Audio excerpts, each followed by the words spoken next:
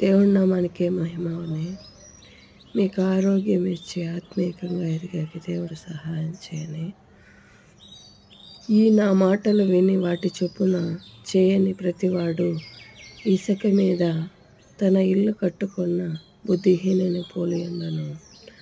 వాన కురిసెను, వరదలు వచ్చెను, గాలి విసిరి ఆ ఇంటి మీద కొట్టెను, అప్పుడు కూలబడెను, దాని పాటు గొప్పదని చెప్పాను.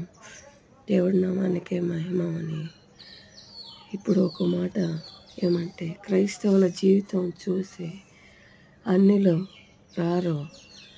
అప్పుడు గాంధీ కూడా వాక్యం బైబుల్ అన్నీ చదివినాడు, కానీ క్రైస్తవుల జీవితాలు చూసి ఆయన దేవుణ్ణి స్వీకరించలేదని చూస్తున్నాం. కానీ వాక్య ప్రకారంగా జీవించకుండా, దేవుడి మీద ఆధారపడి బతకకుండా జీవితం నడిస్తే నువ్వు పరలోక రాజ్యం చేరుతావో చేరవో నాకు తెలియదు, కానీ